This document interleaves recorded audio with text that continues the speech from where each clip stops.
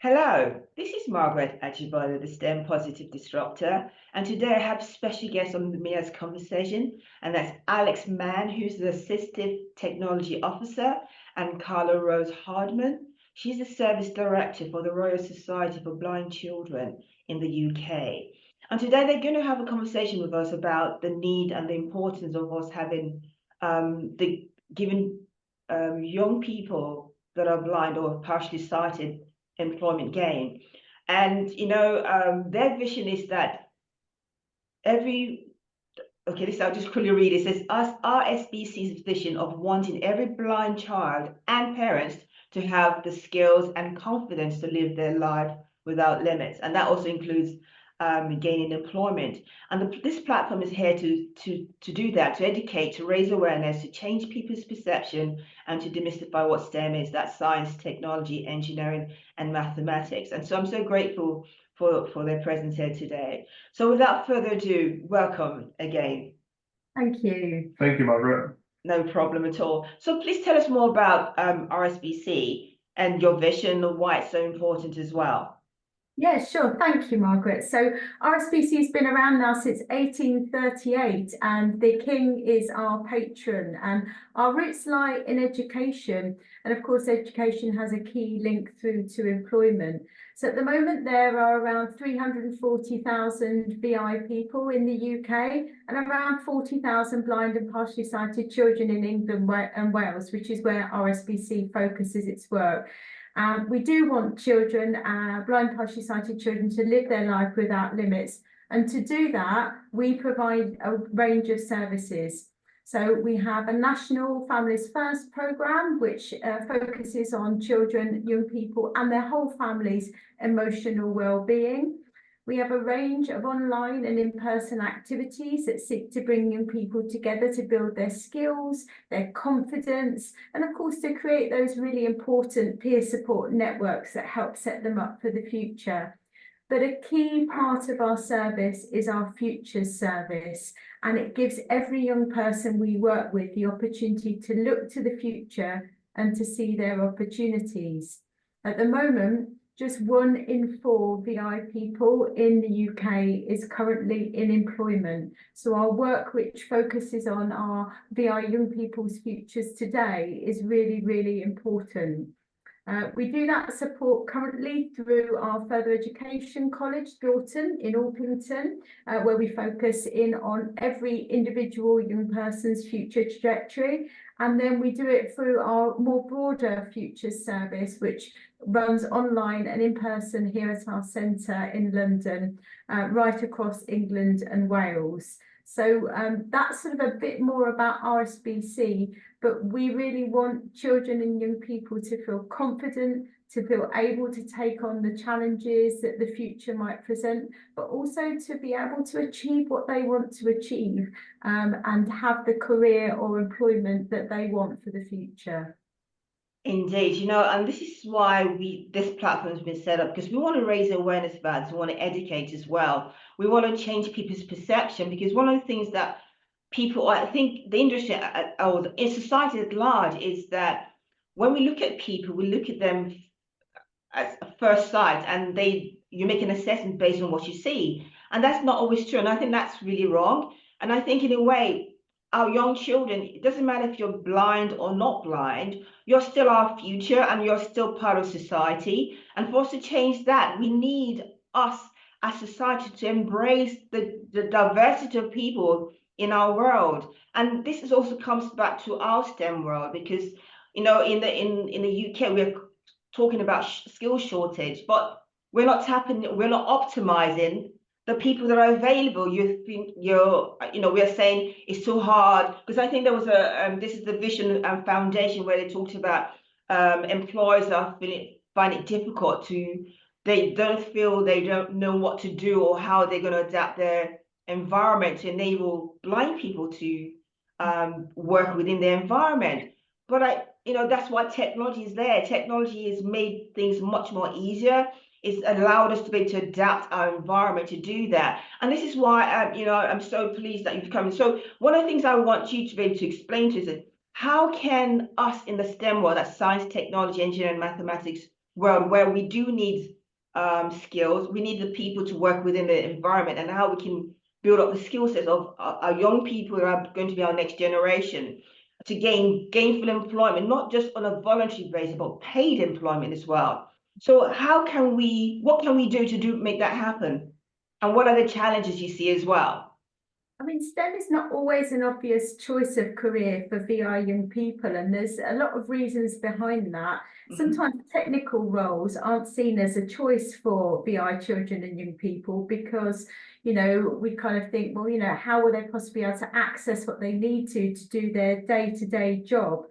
And this comes back to sort of us having a service which talks to young people from early on. So when they're making those career choices, thinking about their options at GCSE level, you know, what subjects do I choose? What do I want to do? Because sometimes well-meaning parents, sometimes well-meaning teachers will steer VI young people away from certain subjects because they assume it won't be a career path that they'll go down. And actually, what technology has done has been a game changer in terms of opening up those opportunities.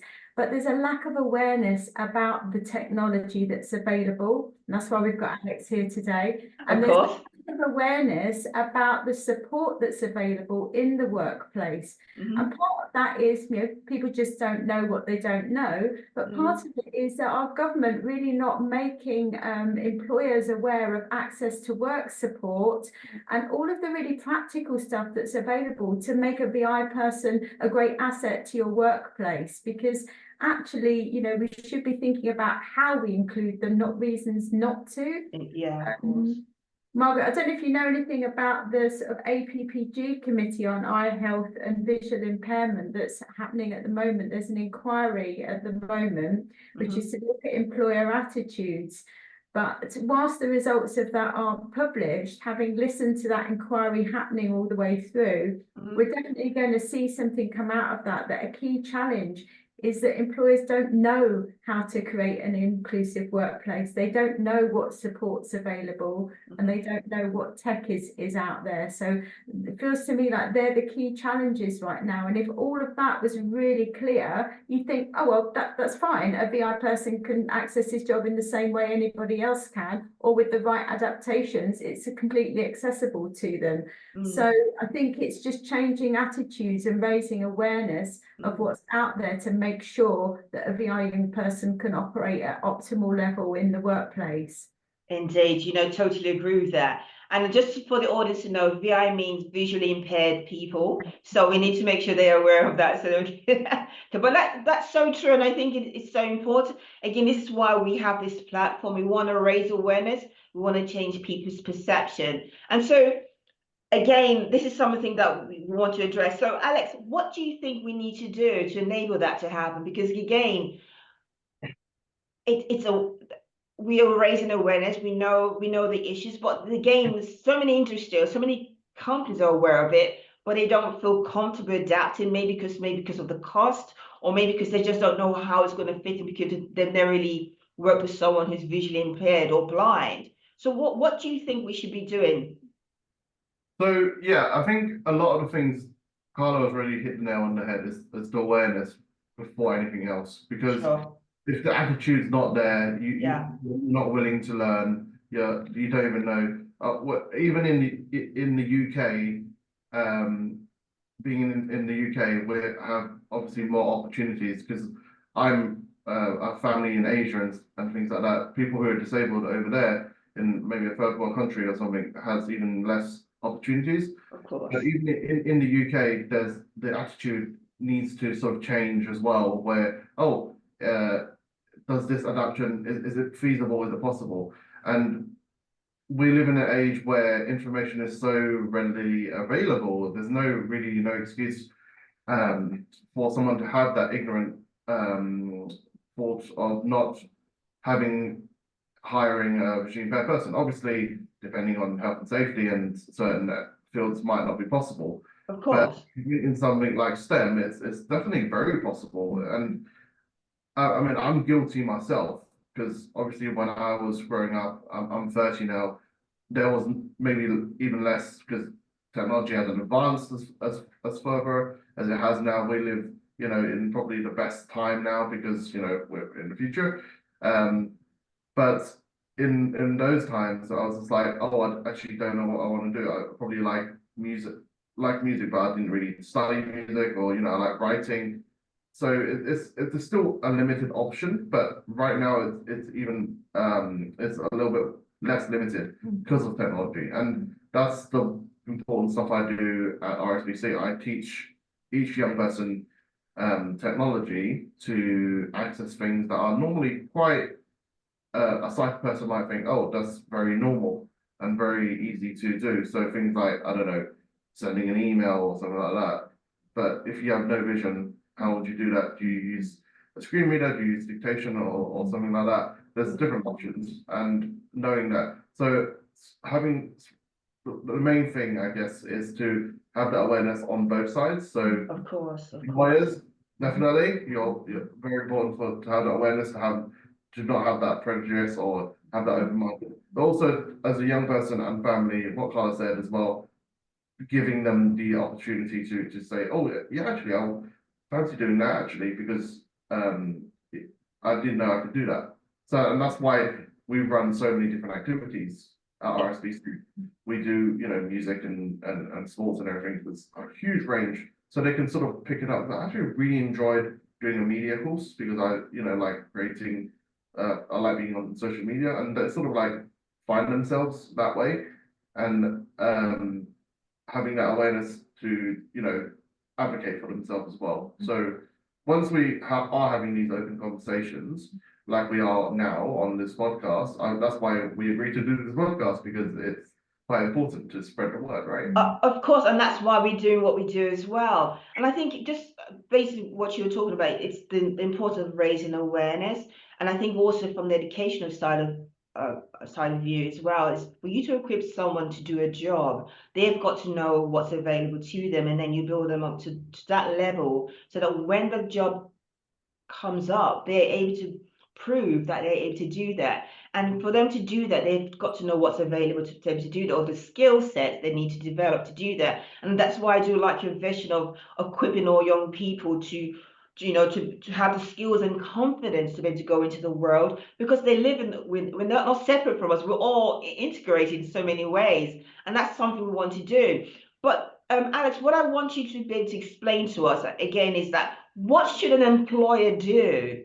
Because really, it's important to raise awareness, but for you to adapt an environment in a cost-effective way, what are the key things? Very, you know, key points that they need to be able to do, and what support is available for them in order to make it feel easier. They don't feel burdened that this is going to cost us so much, and you know, maybe we don't have this, whatever the reasons are. So what would you suggest, or what are the recommendations based on your experience and based on what you're doing right now? I think having a sort of like a quick cheat book or checklist or whatever of things to do is quite important, because obviously if you have different staff members, there might be new people, and having some kind of handbook will be very important to say sort of like what's the best way to be more accessible or to be more inclusive. And more practical things could be like, oh, if you have a vision impaired employee, when you introduce yourself, you can say your name because they might not recognize your voice yet. Something as basic as that. To something more practical, saying, oh, installing the correct software. I mean, I know assistive tech software can get expensive, but there is a lot of free options out there, such as NVDA, that you can install on company computers. It's safe, and they can just roll up to any workstation and start working from that computer because it's their speech and everything. Having the knowledge and, you know, following that guide goes a really long way to making the workplace a little bit more accessible. But also, it's very important for the young person to advocate for themselves, or to be their own champion, to say, this is what I want, this is what I need, and to articulate their need to their employer. And I think that harvests a really good open conversation relationship with the two. So even if they introduce something that's not accessible, they can say, turn around and say, actually, this is really inaccessible for me. Let's have a conversation on how to make this work. And just because there might not be a obvious solution, and there's no financial funding or whatever, there's access to work, as Carla's mentioned before. So that's always a good backup as well. And having that will obviously make everything a lot better. I mean, Margaret, if I may extend on what Alex has said there, in terms of access to work, what's really important is that when the young person, the young adult is applying for the position, they have awareness of that. Yeah. What happens if they're then successful with that position is that they can apply for an access to work assessment.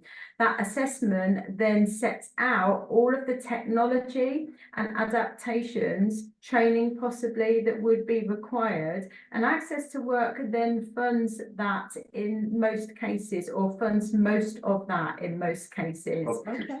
It's up to 60,000, a lot of money.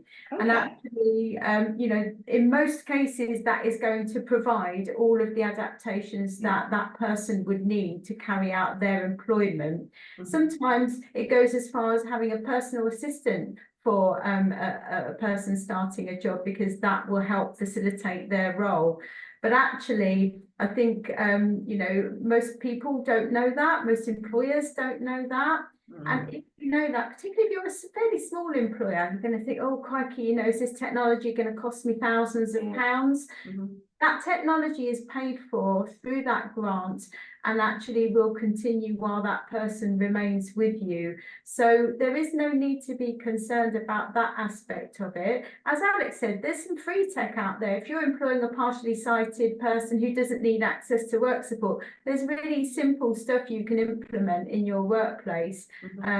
But then there's also that really practical stuff around just, you know, making sure your workplace is uncluttered and easy to navigate, and people tuck their chairs in, and lighting, you know, working for people, you know, putting them in a position. So it's all really kind of simple stuff that goes with that technology that can be provided for through that grant. And usually, you know, the tech is all in place then for that person to start, or at least within the first few weeks of them starting, if it's applied for straight away.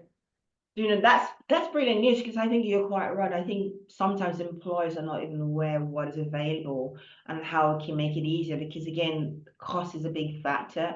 And you know, with this you know, so many things going on with the high cost of living and where things are so hard, you know, you have to think twice as whether or not you can really invest in getting someone who's partially sighted or blind into your environment. But also you talked about safety as well. I think this is so important as well, because if we do not, but we know we as society need to address that, because people who are visually impaired or blind are part of society itself.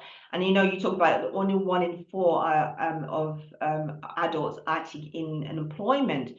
And you know, they said, I think the same stat of this survey, they said is 27% of blind people are employed out of, was it 51% of disabled people? So I think people look at the physical, that maybe they can adapt, but someone who's blind, it's like they have to think twice. How can I get them to work in a safe way? That also means they're also being productive as well.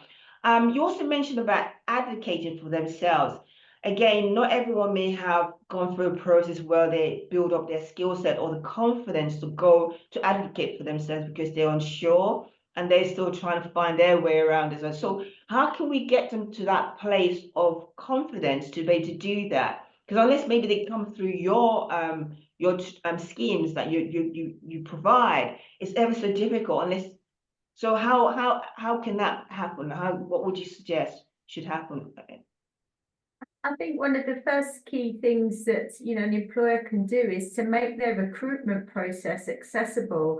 If their recruitment process is accessible, you know that they are VI or disabled friendly, and actually you're much more likely to start to ask for what you need, the adaptations that you need.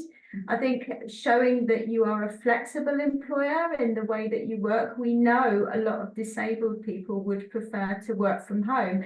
If you can imagine working right here in central London and having to commute every day into a busy environment as a VI person, you know, it can be really challenging. So having a more flexible approach to your workplace and the way that you let people work will encourage more VI people to want to work for you. So that transparency over what you will offer a disabled person, a VI person who's going to come to interview for you, is key to start with.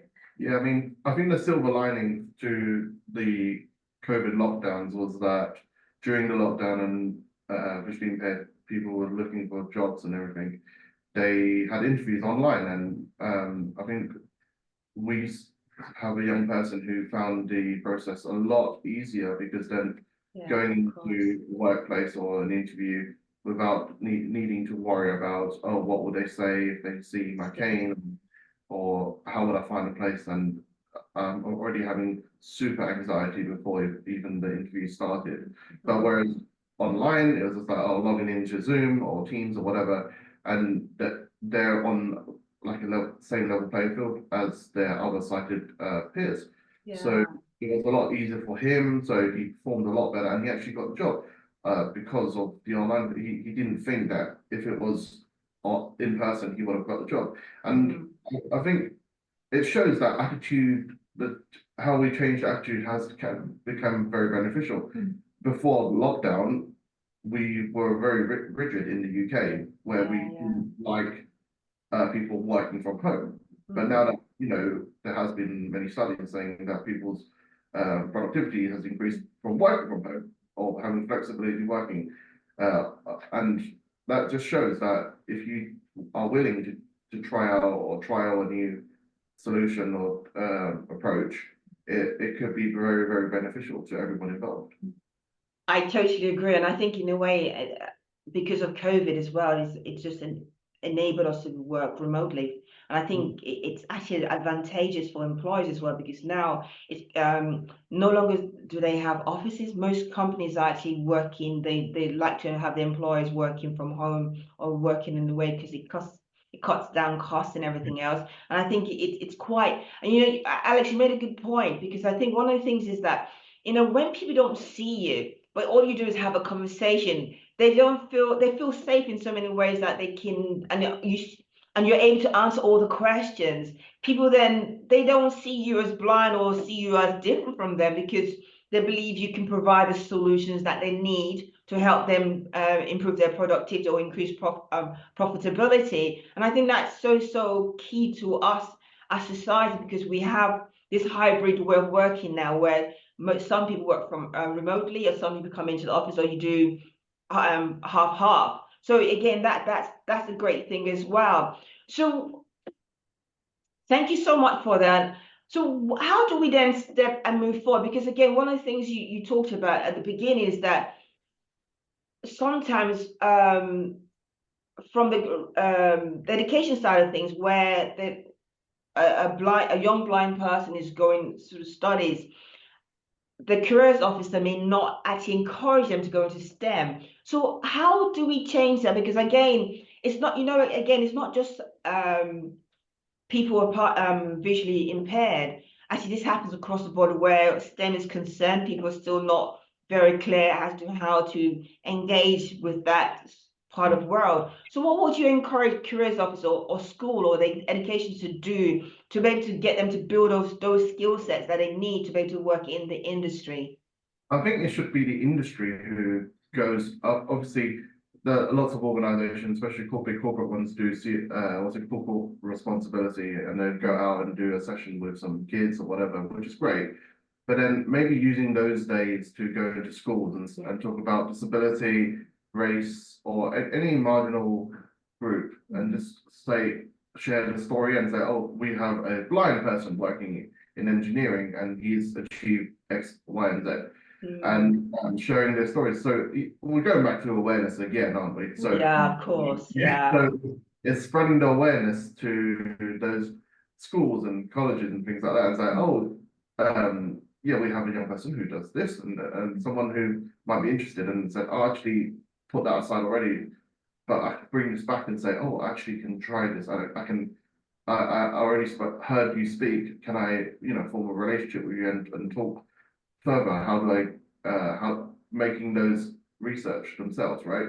So Yeah. rather than doing it completely, because Yeah. they've heard from the horse's mouth that, it is definitely possible. Indeed, you're quite right. People like us, so people you can relate to. So if someone who's already employed that is blind or partially sighted, goes into schools and and you can see that obviously gives you confidence. It also helps the careers officer or the teachers to see, okay, I've seen someone who they can relate to. Maybe we can actually gain some knowledge of how they've done that. And also it encourages these young people as well to say, hold on a minute, there's someone who is actually partially blind or blind and they're working in the industry. So I would like to be like them as well. And I think this is what the STEM is doing, or the STEM industry is trying to do as well, is raise awareness of the diversity of people that work within the industry, not just from a gender perspective, but also race, people or different backgrounds, different colors as well. And I think that's so important. But also it means that where people who are visually impaired or can see someone who's like them, it will make a difference. It will help the school to see things differently, and then gear their students to look at the different options that are available to them as well. So that's actually a powerful thing, and I think you're quite right. Role models makes a difference in that respect. So what would you say? Because Carla, you made mention about the government not doing enough or something to that. What would you like the government to do? What should we be doing in the UK? Because it's not just the UK, but I think because we're UK focused right now, what would you say will make a difference to enable our young people in the future and their parents to be able to develop those skill sets that they need to fit into society and it shouldn't be something different. It should be normal because after all, they're normal as well. They're no different. The only difference is that they're blind, but they still have all the facilities that everybody has as an able person too. So what would you say to the government that they need to start doing in order, apart from raising awareness and that sort of thing, what other things would you like to see happening? I think there's some key things there around, there's still not enough young people out there taking up the STEM related subjects. There should be sort of more incentive around taking up those subjects and looking at those as future career options. I think that, for our VI young people that are out there in mainstream schools, there is no specialist careers advice available to them. So you have a careers advisor that may not even have a speciality in disability, never mind visual impairment, out there trying to advise a VI young person whom they have absolutely no knowledge of what their abilities, their capabilities, the technology that's out there to support might be. So having more specialist careers advice would be key. Now, you're not going to have a VI specialist in every school, but if we had one in each region that was accessible to those VI young people out there in mainstream schools, because in essence that is most of our blind and partially sighted children are in a mainstream school, not getting very much specialist support outside of their qualified teacher vision impaired once a month or something. So having that resource available, setting children's aspirations high from an early age, and letting them know they can achieve what they want because somebody giving them careers advice has got the right information to guide them would be a brilliant opportunity. It's a missed opportunity right now. We've got, VI children, young people out there, unless they know inspirational people like Alex, they're setting the bar too low for themselves and they're not reaching their potential. And we know there is just so much untapped potential in terms of, potentially skilled employees in the VI workplace that we're just not reaching at the moment. So true. I totally agree. And I think that's so important for us, for the government and also the education system to think about, but also for the industry also, because everyone has a role to play. And unless we work together and collaborate, we're always going to be having the same conversation over and over and over again. But we want to change that. And that's why I'm so grateful to you both Alex and Carla, that you've come on board today just to have a conversation. I know it's short, but again, I think the key points were presented, and I think it's so important. It's about the raising awareness. It's about changing people's perception. It's about having role models that look like us, that can do, but also for schools to and the industry and the government to have specialist education to convey what's available to young people, so that they can then see what the potentials are out there, because they are they're part of our future. You can't eliminate that. They are part of our future. They are the difference. And unless we equip them, we're always going to be struggling with talking about skill shortage within our industry or across the globe itself. And so I'm so grateful to you both for coming on board. It's just wonderful. And I've learned a lot as well. And, just seeing what you're doing, I'm so impressed with what you're doing, as your organization, or how you're making a difference within for our young people, but also for the parents as well. Because again, it's educating the young people, but also the parents, that makes a difference, because they have a better understanding and they're able to support their child as well in the same way as well. So again, thank you so much. Thanks for having us, Margaret. Thank you. No problem at all. Again, thank you very much. And again, this is Margaret Ajibode, the STEM Positive Disruptor. Please listen to this conversation. Let's subscribe, notify, share with your networks, because what we want to do, we want to spread the word. We want to be the change that we want to see in society. And unless we see these elements that are key to us and the society, for us to be diverse, for us to be inclusive, we have to take every person and see their value worth to us as society, and how they can make that difference if given that chance to do that. So again, thank you so much. Appreciate it. Thanks, Margaret.